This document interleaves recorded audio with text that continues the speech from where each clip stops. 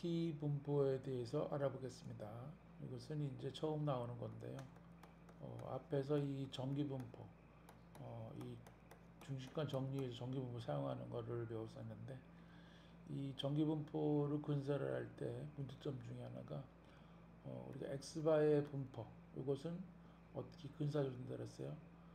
근사적으로 전기 분포고 평균은 무고 루트 n분의 시그마죠, 그죠? 그런데 우리 시그마 모르니까 시그마 대신에 우리는 s를 추정하고 싶다. 그래서 표준 편차를 추정을 하잖아요. 그러면 이 모양이 더 이상 전기 분포가 안 된다는 거예요. 그래서 이 추정할 때는 이 t 분포로 바뀌게 되는데 그거를 여기서 다루겠습니다. 자, 우리는 이 루트 n분의 이 시그마를 추정을 할 때 우리는 그냥 모의실험 컴퓨터 가지고도 할 수 있는데 그렇지가 않고 컴퓨터가 없던 시절에 지금부터 한 뭐 100년 전, 이 1900년대 초에는 이 공식을 하고 구했어요. 앞에 이제 루트 n분의 s 이런 것처럼요. 있어요. 그래서 이 시그마 대신에 이런 식으로 추정을 추정해서 넣잖아요. 이렇게 하면 앞에처럼 표준화하고 그런다고 하면 이거는 이제 표준적 분포가 안 돼요. 그래서 이런 거 부분을 이 1900년대 초에 이 영국에 이 여러분들 뭐 이 기네스 맥주가 있거든요. 기네스 지금 기네스 기록 세계 기네스 기록 보유자 거기 마찬가지예요. 이 윌리엄 곳에서는 이 화학을 전공한 사람인데 그 맥주에 이 발효하는 그런 거를 연구했었는데 윌리엄 고셋이 이 모집단이 전기 분포일 때 모집단이요. 이런 데서 이 문제를 연구를 했어요.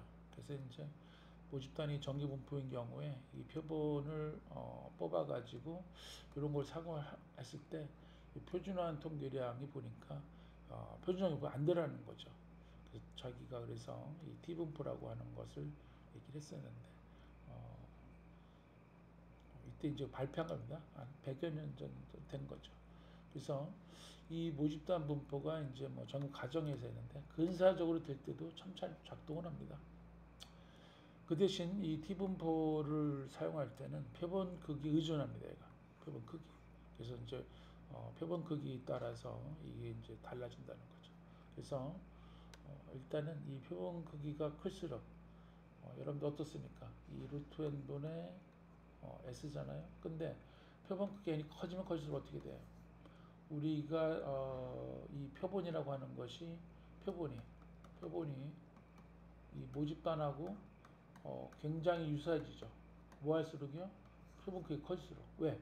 모집단을 대표하는 표본 무작위로 많이 뽑았잖아요. 그럼 거의 비슷하지 않겠습니까? 그래서 이 S는 뭐예요? 이 시그마랑 엄청 가까워집니다. 그러니까 뭐예요?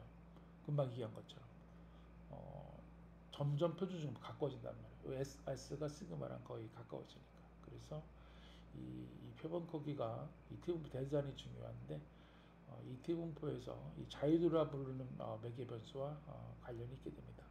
요 이제 표본 크기 빼기 1이 자유도라고 하는 건데 바로 다음에 알아보겠습니다.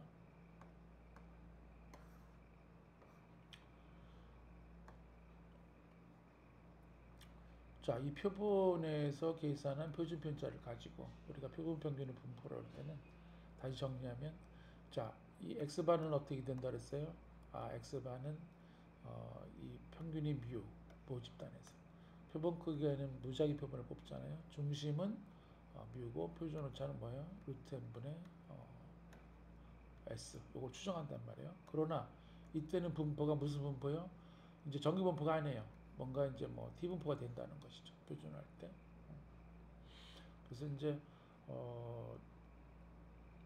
그래서 요거보다는 이제 뭐 요거보다 이게 낫겠네요. x바 마이너스 뮤 표준화해야 되니까 루트 n분의 s 여기에 유의하세요. 여기 시그마가 아닌 거예요. 이거 이제 표본에서 계산한 이제 추정한 거예요. 그럴 때 이것은 어떻게 t 분포를 따른다. 그리고 여기 n 빼기 1 표본의 크기 빼기인 요거에 의존한다. 모양이 달라진다는 거죠. 자, 이거랑 앞에 배운 거랑 무슨 차이예요? x바 마이너스 뮤 나누기 루트 n분의 시그마 이렇게 했었잖아요. 그죠? 그래서 이거는 표준전 기분포다. 그런 거 했었잖아요. 요거랑 이제 다른 거죠, 그죠? 요거 다른 거죠. 그래서 자, 그래서 이제 근사적으로 이게 이제 성립을 한다. 표본 크기가 작다, n이 30보다 작다. 이런 경우에는 이 모집단이 우리가 이 표본을 뽑은 이 모집단이 근사적인 전기 분포일 때는 근사한 정도가 더 좋다는 거죠. 따르면. 자, 밑에서 몇 가지 상황에서 알아보겠습니다. 여기 이제 그림으로 표현한 건데, 여기 보면 이제 검은색 실선, 이게 이제 표준 전기 분포예요. 표준 전기 분포, 표준 전기. 그 다음에 이제 이 T 분포는 자유도에 의존한다 그랬죠. 자유도.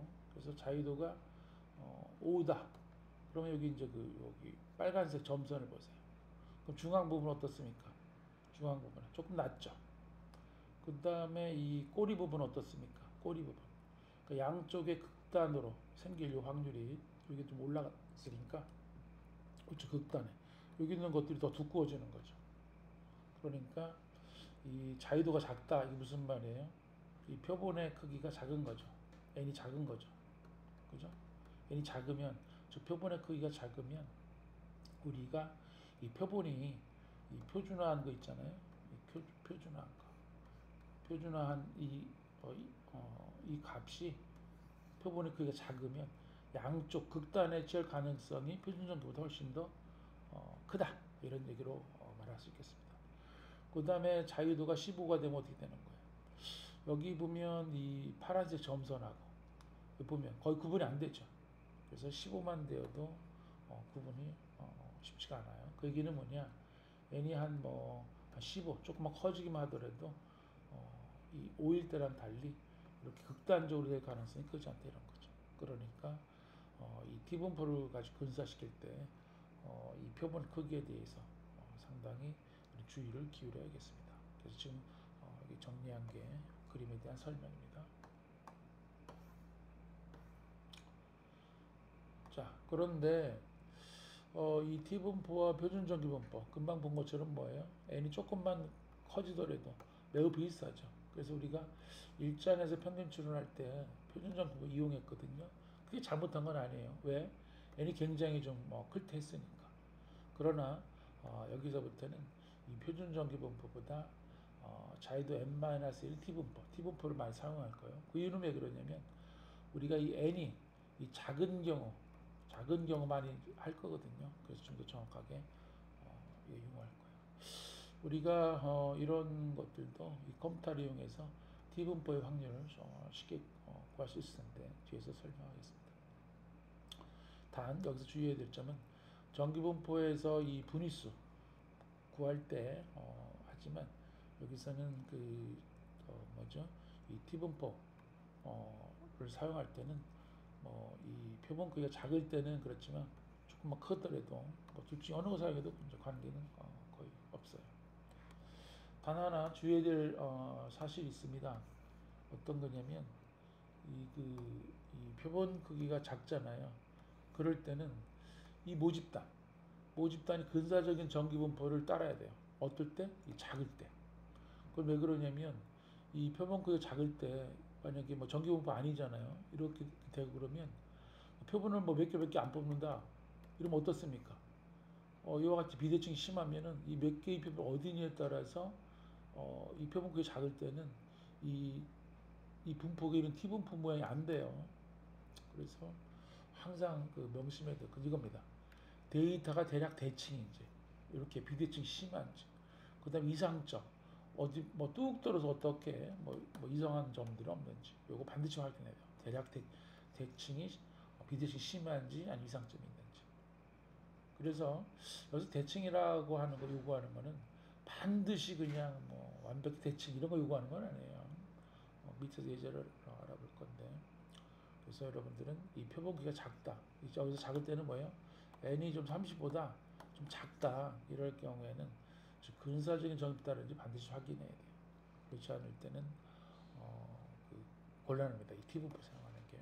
표본기가 크다. 이게 30보다 많이 크다. 이럴 때는 뭐냐면 이 중시간 전기 덕분에 괜찮습니다. 고민 안 해도 돼요. 그런데 이게 참 그 쉽지가 않은 게 표본이 작잖아요. 이 작을 때 이 전기부 따르는 게 이런 판단이 간단하지는 않습니다. 그러나 여기에 그 대략적 규칙이 있는데 실제로 표본이 25대 작다 이럴 때는 비대칭이 심하거나 이상점이 있다 그럴 때는 사용하지 말아라. 그 다음에 20에서 50 사이다 이럴 경우에는 매우 극단적, 아까랑 달리 매우 극단적인 거예요. 이런 것이 아주 심각하다면 사용하지 말아라. 이럴 때는 의심이 들 때는 그냥 뭐 컴퓨터 유저는 부스레빈 의미화 분포 사용하면 됐습니다. 그래서 정리하면 표본 크기가 작다. 그러면 이상점이 있거나 비대칭이 심하면 사용하지 말아라. 자, 그러면 실제 예를 통해서 알아보겠습니다. 자, 첫 번째 경우에는 표본 크기가 50이에요. 당연히 어떻습니까? 비대칭이죠. 그죠? 이 비대칭, 비대칭입니다. 비대칭. 가죠? 하지만 뭐 이런 정도의 비대칭이라면 괜찮습니다. 뭐 이런 정도도 심한 건 아니고 그래서 이런 정도 크면 이런 정도의 비대칭은 문제 없다. 이거는 어떻게 T분포 사용해도 된다 이거죠. 그다음 이건 표본 크기가 8이죠. 그럴 경우에는 여기 보시면 뭐 이런 정도 완벽히 대칭은 아니에요. 그렇지만 비대칭 심한 건 아니죠. 그리고 이상점도 없고 그래서 여기도 T분포 사용해도 무방하다. 여기도 무방하다. 여기도 무방하다. 표본이 10개밖에 안 돼요. 그러나 여기 보면 비대칭도 좀 있고 여친 이상점이 있어요. 여기는 T분포를 사용하면 안 된다. 이렇게 하면 되겠습니다. 자, 지금 정리한 것이 밑에 있는데 여기 보면 각각의 케이스가 있고 자, 정리하자면 표본 크기가 좀 크다. 30보다 크다. 그럴 때는 대략 전기분포를 보일 때 사용하기 적절하다. 그 다음에 뭐 작을 때는 비대칭 심하거나 이상점이 있으면 곤란하다. 자, 좀 전에 얘기한 것처럼 크다. 첫 번째의 경우에는 문제가 없다 이거죠. 자, 자유도는 어떻게 계산한다고요? 표본 크기에서 1을 빼주는 거예요. 49고. 표준오차 추정은 루트 n분의 s예요. 그래서 나눠주기 해서 이런 식의 추정을 하면 됩니다. 그럼 작다. 두 번째. 심하지 않다 그래서 두 번째. 팁을 사용했지 않고 자유도는 7이 되고 표준오차 추정은 계산이 됩니다. 마지막 요 이제 10인 경우에 심하다 그랬죠. 이럴 때는 팁을 사용하는 건 좋지 않다. 이거는 불스레미 이메일 가지고 사용하기 좋다. 그렇습니다.